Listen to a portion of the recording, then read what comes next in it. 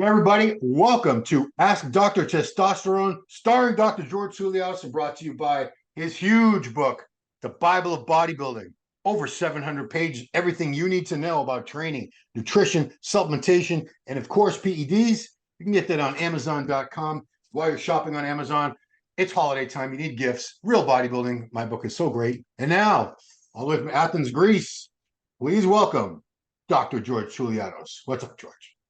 Hello, Ron. Have a good month. The last month before the Olympia. And actually, in less than a month, in November 1st, I will arrive for the first time in Florida. This is my third Olympia, perhaps the last, because I'm becoming a father from next year. I have extra obligations. But I'm very excited because I booked and I paid, of course, my airplane, the Gold VIP, but also the hotel where Rick Collins also will stay in the same hotel. I think also you, right? Yeah. Mm-hmm. In Orange County, and then I'll have 3 days of vacation in Miami after. Okay.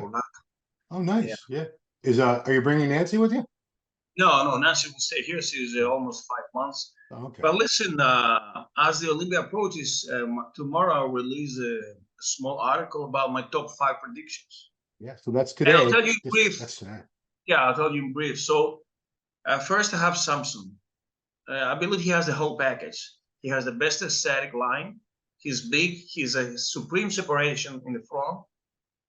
Good conditioning. He's super big, of course. He has done great improvements from March. That was already improved from last Olympia. That was top 6. I have a hunch that he'll make this surprise.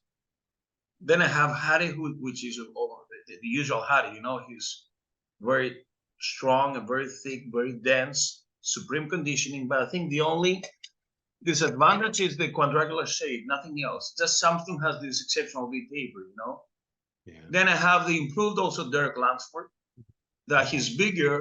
He had the best back and glutes last year, no doubt. The best shots from the rear, an exceptional V taper as well, you know. Yeah. And then I have Nick Walker, which is of course the freakiest and the baddest competitor of all. He's packed with mass. But I think the aesthetics factor is something that, I don't know, he couldn't win also the Olympia or the Arnold, but, you know, it's very tight now. And I believe that the beautiness comes when you want to judge the first. And then I have Brandon Kerr, which is the last 5 years, he's very consistent. You know, exceptional V-taper. Perhaps he lacks in the leg department, only in the separation. Yeah. But always he has great maturity. He has been Mr. Olympia runner-up twice. So this is my top 5. Yeah, it's almost identical around the last year, with the exception of Rami. Now that Rami is off, then we have the same top 5, which is very big names, you know. Yeah. I wonder if like Andrew Jack might sneak in there this year. But I think top 6, and I mean, this is very hard to be breaking unless somebody's off, you know. Right. Yeah. I hope Krizo will crack the top 10. Oh yeah, he'll be top 10. I think he might get like 6th, I think, this year. Probably be realistic for him. That'd be great. Last year he was 12th, but I like him very much. He was very beautiful, the physique. Yeah. Maybe he had some flaws in detail and maturity, but come on. Yeah. He's an example that he was an amateur, and within a year he was an Olympia competitor, you know?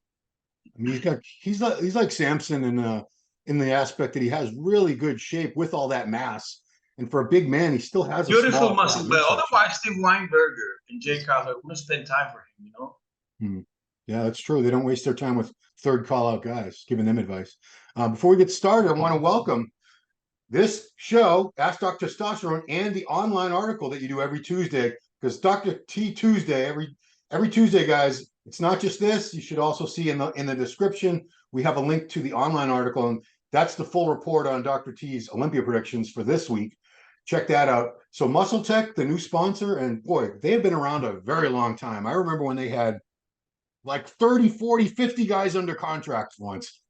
Everybody. I grew up with the legendary supplements of Celtech, also the acetabolan that increased the testosterone, the hydroxycut, the MasTech, the Nitrotech, you know, it was the first brand that released the low low-carb protein bars, Yeah. the peanut butter chocolate in the late 90s, and I was just beginning my career with MuscleTech supplements. Wow, good stuff. Yeah, they've been around a very long time. They were sort of got away from the hardcore bodybuilding market for a couple of years, a few years, but last year they made a big push. Yeah, they Scott still Welch, produce the best HMB. The clear muscle is the finest HMB you can ever find. It's a liquid capsule. one of those gel caps. Yeah, I've been affiliated with them for since the Arnold now, and very very happy. I use their products. Christian, my son, he uses their products. I got him on the Mass Tech and the Nitro Tech, the Euphoric. Yeah, it's good, great company. So thank you, MuscleTech. We appreciate it. Let's get into some questions. We got some good ones. Some weeks we get like 4 questions. Some weeks we get like 12. There's just no way to predict these things. So let's go with gentlemen with 2 questions. So I'm going to go with the first one first. Regarding blood pressure, where is the real normal blood pressure? Is 135 over 85 dangerous on a 52-year-old? So Yeah, I believe 135 so. over I mean, 85. when you're in your 50s, something critical for your cardiovascular system. So the new standards, when I was a medical student, it was 140 to 90. Now they're lower it. I don't know for the sake of prescribing more antihypertensive medications, but 135 to 85, you're just in the border of increased blood pressure. So I believe you should be a step below. So let's say 120 to 80, which is the standard normal blood pressure. And do more cardio, do less vigorous weight training, cut the table salt. That won't be a problem because it's for you. And just 1 coffee. Do not drink more stimulants throughout the day. And you can lower the sodium in the blood through taking more potassium from bananas, potatoes, or oranges, okay? I'm looking up my recent ones. In May, I had a physical. I was 112 over 75. That's And good. then most recently, I was 120 over 64 on my birthday when I saw my cardiologist. So, yeah. And not bad. mine always that you don't measure your blood pressure just in a panic moment, okay? First thing in the morning where you'll come. Oh. Last thing at night, usually at night, it's more elevated. But even though it's still elevated, you need to take the average of 7 days in a row. So 1 week, measure your blood pressure, and then see if it's over 125 to 85. Cool. So fair enough. Second part of his question was, are benzodiazepines, God, I'm not pronouncing that right, small dosage before bed on training days good to lower cortisol and promoting deep sleep during a very restricted diet, such as pre-contest? Well, I want to recommend the benzos are the best thing because they lower also testosterone, they increase prolactin, they become highly addictive. So in order to lower cortisol, you can use ashwagandha, rhodiola, phosphatidylserine, valerian, root.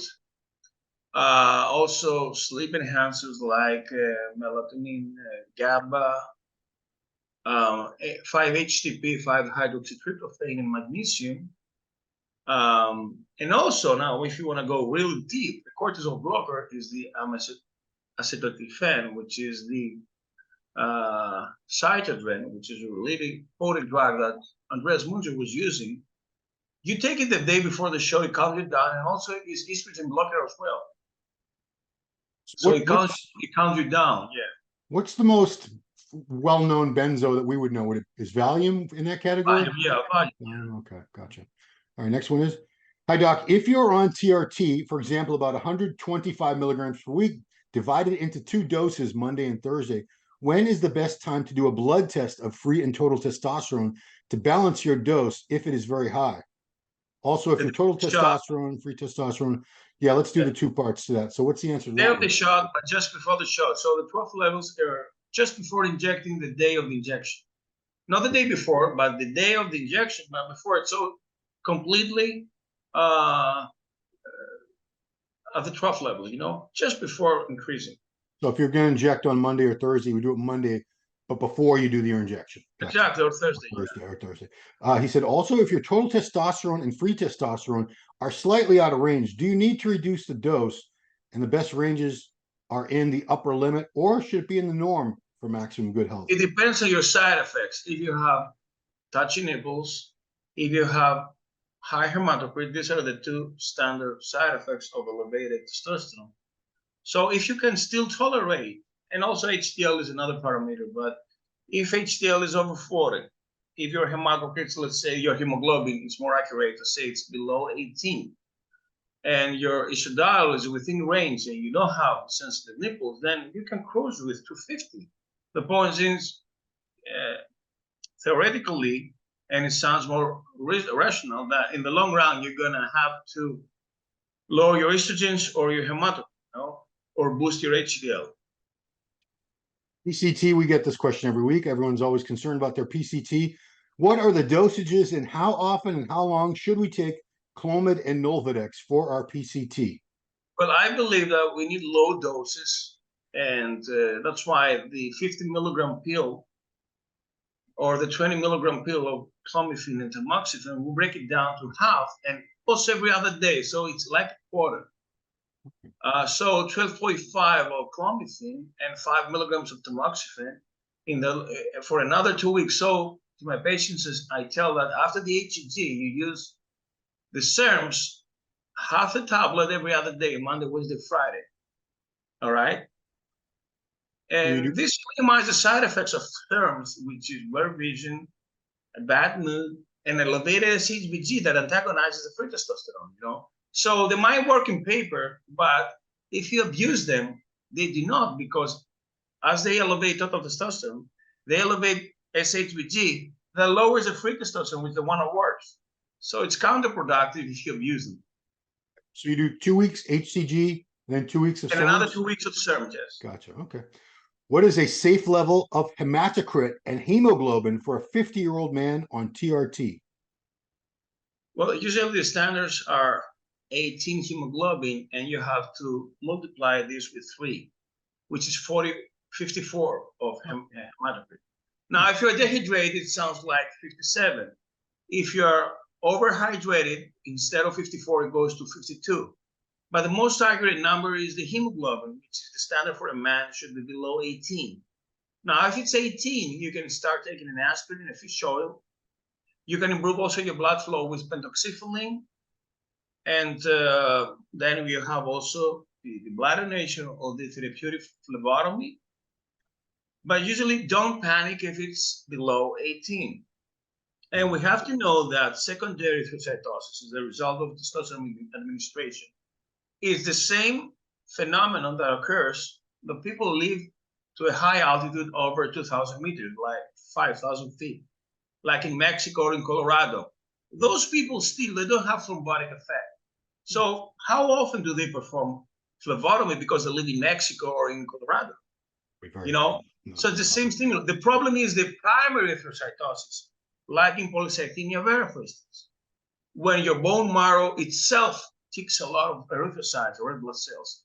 When it's a secondary stimulus, like smoking, like testosterone, or like high altitude, then according to new studies and people that are advocates of TRT, is not as bad for thrombotic phenomena like the polycythemia vera that also includes the high platelets. Okay, so as long as your platelets are low, below 150 K, it's much safer for you rather than have also elevated platelets. It's the key factor of the platelets. You are prone to high hematocrit Yes, with higher doses of testosterone. What's the highest your hematocrit ever got measured at? 60. 60? 6 and 20, yes. 6 and 20, wow. So for me, normal is if I have 18 of hemoglobin. Other people panic if they have 17. Yeah. But I'm also taking, of course, fish oil, aspirin all year round, pentoxifylline to improve my blood flow, and also telmisartan because it's supposed to lower the hemoglobin, and I perform phlebotomy every 6 to 8 weeks. But on the other hand, this phenomenon cures the fatigue and improves the stamina because you have more oxygen in your blood. But I'm telling you, it's a different thing than having also elevated hemoglobin as a result of your genetic condition called polycythemia, that you have a genetic mutation, okay? Wow, okay. Anyway, this is the most standard and classic side effect of androgen use, because we know that androgens treat anemia. On the flip side of the coin, they will increase the blood.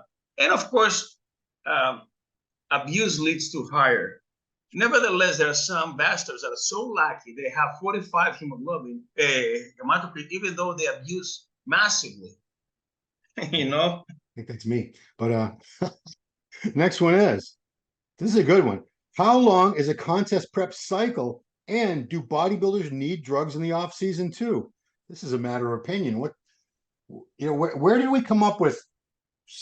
We've been using this 16-week contest prep diet and cycle forever, and I don't know where it came from, that number 16 weeks. 16, listen, sounds like 4 months, right? Yeah, yeah. But if you're already lean and in shape, it could be 12 weeks or 8 weeks. Yeah. They say that Arnold in Sydney, he was already in shape, and it took him only 2 months to be on stage, you know? Yeah. If you are completely out of shape, maybe you need a whole year, you know? Remember Dennis Wolf? You know, of course you remember Dennis Wolf. He tried 16 weeks and he ended up losing size. He ended up cutting it down to 12 weeks. And then I think finally 10 weeks the last couple of years of his career. And he was able to hold a lot more size and fullness. Some people. Arnold said that before starting your diet, you should already have abs. Yeah, 100%. So 10%, let's say, okay? Yeah. This looks like 2 months off from stage. Right. Even, Nathan Dasher, who just won his 11th pro show over this was in France. He does about 8 weeks, 8-week prep, because he's a fast metabolism. We all have different. Some people do need like 20 weeks. Listen, if you don't bulk and you stay sick for photo shooting or guest posing all year round, then there's no reason to prolong your cycling, you know? At least your diet. Well, you use gear perhaps all year round, but to be strict on your diet, Dr. Jackson, I think, needs 8 weeks. Yeah, 8 weeks. That's all he ever did. But so the question was about cycles, but usually the cycles they're matching the length of your contest prep, your diet, because that's when you're dieting, you're restricting calories, carbohydrates, you're increasing your cardiovascular. Ronnie Coleman, he went up to 330 off season. Yeah. Bloated, nasty bloated, you know? Yeah. He had to lose 30 to 40 pounds. You know, Ronnie, we love Ronnie, so I'm not calling him a liar, but he used to claim that he was never more than 5% body fat, like ever. And I'm like, come on, Ronnie. Off season, come on, Ronnie. You were more than that. Look at you. I got the pictures. I got the videos. But so the other part of the question was, do you need drugs in the off season? And I remember the old school guys like Arnold, I don't think they did use drugs in the off season. I think they only started using drugs. Come on, Diana was a classic off season drug that he was right. But remember, Arnold used to get smaller between shows. He would go down to like 215 pounds. And then he would start eating again, start training harder, and he would be like. Kevin Lebroni also admitted that he was completely off. He was playing his guitar with his band for 6 months. Yeah. And then the heaviest he was, I think it was 260 to 70 off season. And then he started preparing, and he was a genetic, freak. Well, in those years when he was playing with his band full blown, the last few years he did the Olympia, he would take his body weight down to about 220, 225 in the off season, no gear, probably eating like a normal person, no training. Then he would turn it on and he would show up at the Olympia 260, shredded, different human being. It was crazy. But it will have a different aspect of Jay Cutler, who was 300 pounds off season lean. Yeah, that's true. So it's a matter of, most people do use drugs in the off season because you're trying to build new muscle mass in the off season. And then you need drugs to keep the muscle that you built while you're dieting for a contest. So it's become like most people, the only time now, especially at the highest levels of bodybuilding, they only stop using gear, PEDs, right after a contest. And they call it their health phase. And that's their way of letting everyone know I'm off all the drugs. The hardcore approach is to do it in bound. Yeah, the hardcore people it's 365 days a year. Blast, blast, blast. Maybe they take their doses down. Off-season doses are significantly lower, I think, than contest. Well, they go from an off-season, they go from a cutting phase to an off-season. Completely switch the gear. Yeah, I mean, I always felt, and this is just my bro science. You tell me your opinion. I always felt you need more drugs for contest prep because you're in that state where you're in that caloric deficit, but off season, you shouldn't need a huge dose of gear because you're having all this food. You're not doing a ton of cardio. You're sleeping. You shouldn't need to blast the same amounts because You know, the drugs in the off-season give you much volume because they aromatize, and this estrogen production is what creates the bulking effect. Yeah. So that's where you got They retain water, you know, so it's much Anadrol, cheaper D-bol, rather than, yeah. Sustanon, Equipoise, good Deca, come stuff. on, yeah. Deca, good stuff. Next one is what supplements, we just talked about this last week, I think. What supplements are effective at reducing anxiety? I think ashwagandha, rhodiola, phosphatidylserine, valerian root, magnesium, and then the sleep enhancer, GABA, 5-HTP, and melatonin. Fair enough. Next one is it safe to take Lipitor sublingually while on a winstrol and test prop cycle? I don't think it's a good idea because you're going to stress your muscles and your liver as a result. Higher, okay. So take statins right after you stop your cycle because you're going to have two factors strain the liver and your muscles. I bet that you're going to be sore when you are already training with winstrol, overtraining, and then it comes also to statin. So wait after you are through your cycle and then start repairing those lipids with the Lipitor. This wasn't on the sheet, but I remember because I told him to put it in the comment center because people send me stuff on my Instagram, like private message me. I said, I'm not the doctor. You got to put it in the Dr. T comments so we can answer it on the show, a real doctor. But I'm just going to go through it real quick. He wanted to know, and if I take winstrol, will it cancel out the water bloating effects of the D-bol? And I was like, oh my God.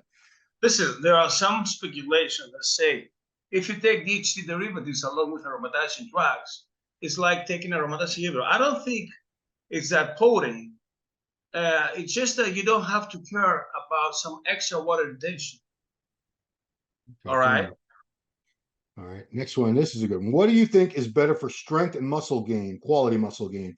Tren Hex, known as which he believes parabolan was, or Tren acetate? I know they're both Tren, but some people say Tren Hex is superior to Tren Ace for some reason. Listen, it's like the testosterone suspension.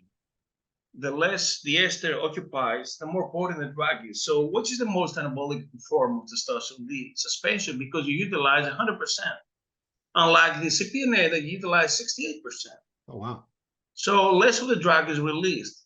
Now the hexa, it's like something propionate, 80%. Okay, while the acetate, it's 90%. You know, it's faster than the propionate. Yeah. That's why you have to inject more frequently, like every other day, the acetate. Yeah. It's also much easier to find. Tren Ace, much easier. I see that 9 times out of 10, people are trying to sell me Tren acetate, but they rarely, because people are always trying to sell me steroids. I'm all set. I'm with Frontline, but very rarely do I see Tren Hex on like a menu, a steroid menu like that people offer. Next one, we're almost done, Doc. If you're on TRT, for example, about 125 milligrams per week, divided into 2 doses. Oh, we already answered that. So I'm losing this. All right, we're on the last one then. We've covered this before. If I'm going to be traveling for 2 weeks out of my country, what would you recommend I do regarding my testosterone dosage prior to the trip? Take 500 milligram shot all at once before going? What kind of vessel you have? If you have CPNA, it's the best because CPNA has a half-life of 8 days. So it's a good idea to inject the day of the trip CPNA a little bit more. Okay. Now, if you have enanthate, yeah, do the same. They're roughly the same.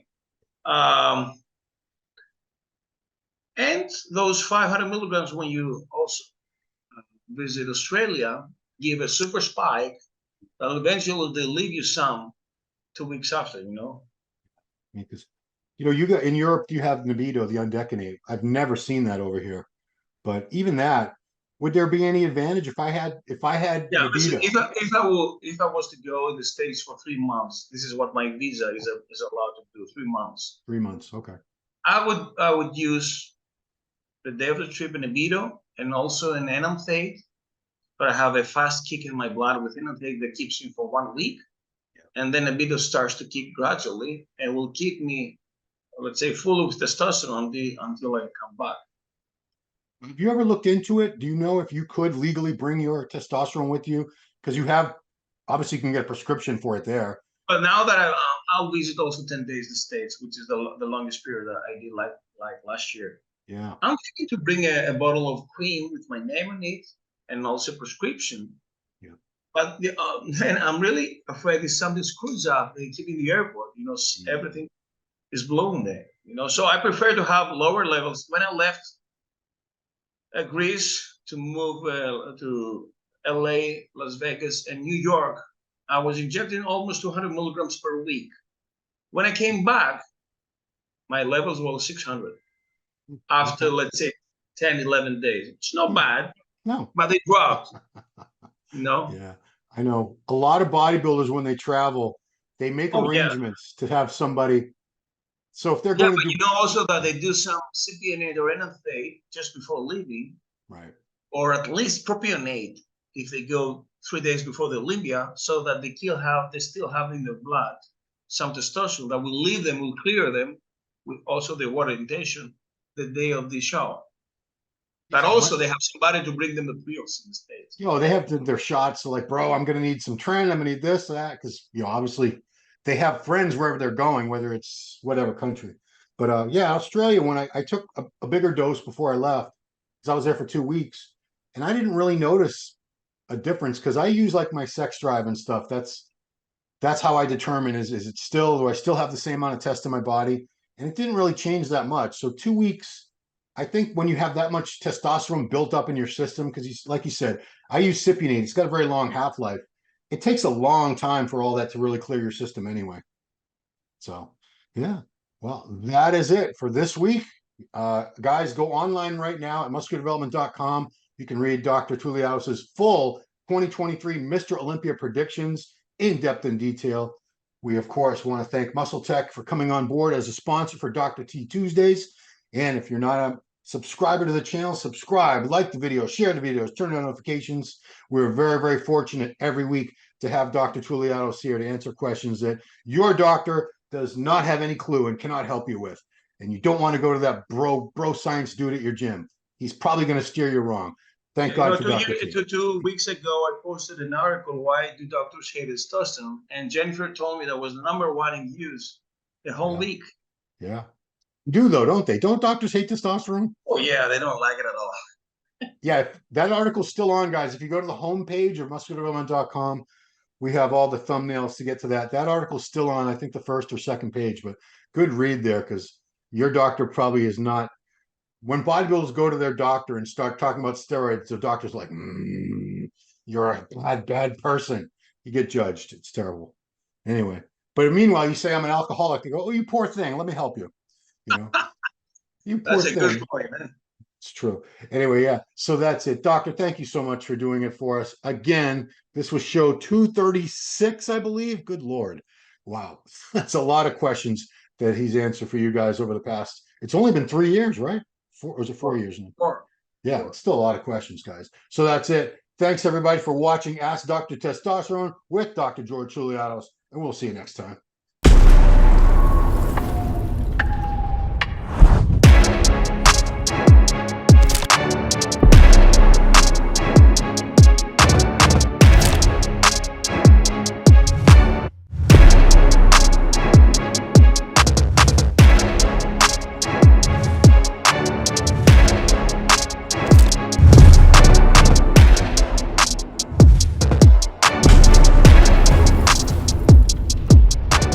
Hey, did you like that video? Smash that like button, subscribe to MD, and please comment down below. Thanks for watching.